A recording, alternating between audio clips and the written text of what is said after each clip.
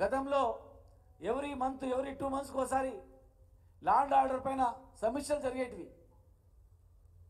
చిన్న పేపర్లో సోషల్ మీడియాలో ఒక వార్త వస్తే వాటి మీద ఆరా తీసేది. చిన్న సోషల్ మీడియా చిన్న ఒక టీవీ ఛానల్ వచ్చిందంటే దాన్ని ఆధారంగా తీసుకొని దర్యాప్తులు జరిపేటివి. మహిళలను ఏమని అనాలంటే భయపడేది.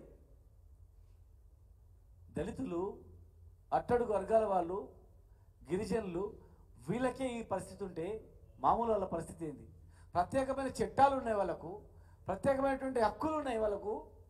అలాంటి వాళ్ళ పరిస్థితి ఇంత దారుణంగా ఉంటే మామూలు వాళ్ళ పరిస్థితి ఇంకా ఇంత దారుణంగా ఉంటుంది. ప్రభుత్వం వచ్చింది కానీ ఈ ప్రభుత్వంలో కక్ష సాధింపులు అనేవి ఉండొద్దు, అమాయకుల పైన దౌర్జన్యాలను ఉండొద్దు. ఇది రాష్ట్రానికి మంచిది కాదు. కొన్ని దేశాల్లో ఎవరు పెట్టుబడి పెట్టడానికి కూడా, ఎందుకంటే చాలా క్రైమ్ రేట్ ఎక్కువ ఉంది, చాలా క్రైమ్ ఎక్కువ ఉంది, అక్కడ పోవద్దు, పెట్టుబడులు పెట్టొద్దు, భయపడతారు.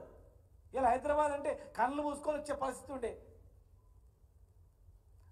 అభివృద్ధి పైన దృష్టి పెట్టాలి కానీ అవి వదిలిపెట్టి సోషల్ మీడియాలో ఏమొచ్చింది, లేకపోతే అక్కడ ఏం జరిగింది, మనకి ఎవరు వ్యతిరేకమా, అట్లా కాదు. అది పద్ధతి కాదు. అది రాష్ట్రానికి మంచిది కాదు. అది అధికారం ఎవరికి శాశ్వతం కాదు. 10 సంవత్సరాలు మేము అధికారంలో ఉన్నాం, మాకన్నా మీరు బ్రహ్మాండంగా చేస్తారని చెప్పి మీకు అధికారం ఇచ్చారు ఈ ప్రభుత్వానికి.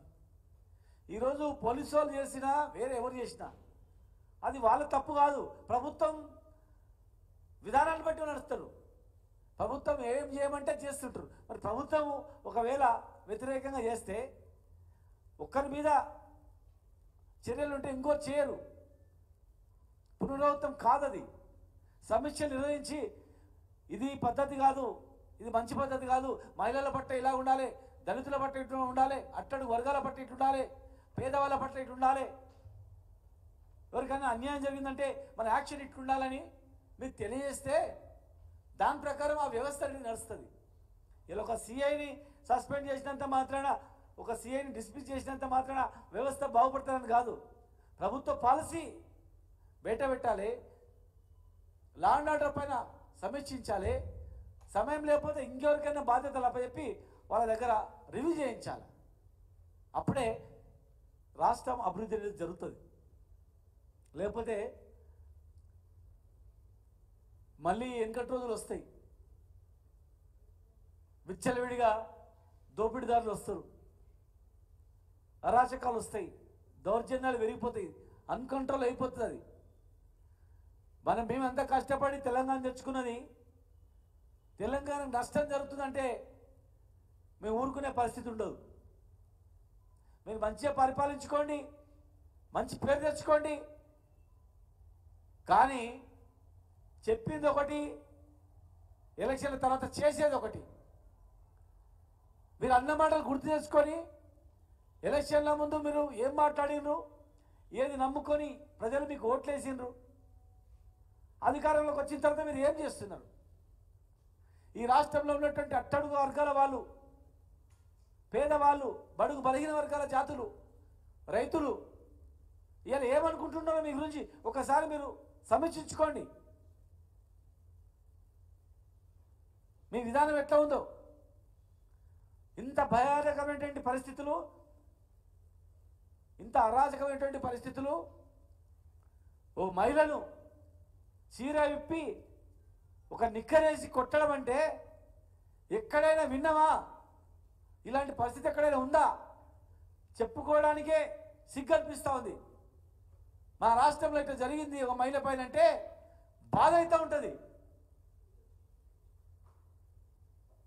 ఉచిత బస్సు మహిళకిచ్చి తిరగండి అమ్మా అన్నంత మాత్రాన మహిళలు సంతోషపడతారు అనుకోకండి. ఏ మహిళ సంతోషపడతలేదు.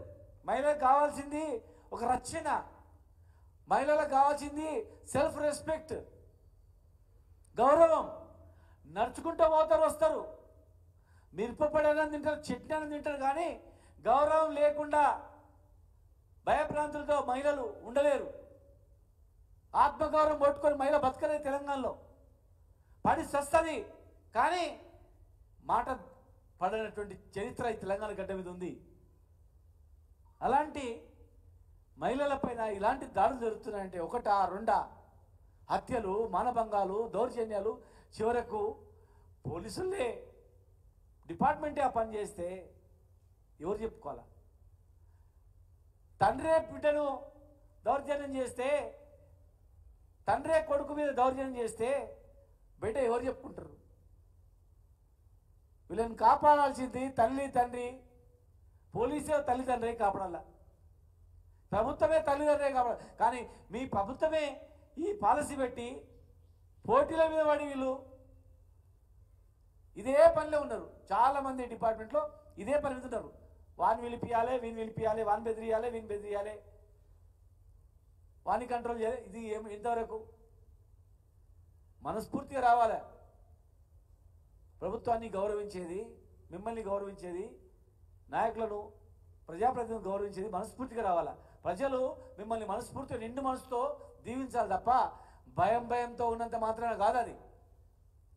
ఇది తెలంగాణ ఏదో ఉంటుంది, నివురు కప్పిన నిప్పులా ఉంటుంది తప్ప ఇదేదో చాతగాందనం అనుకోకండి.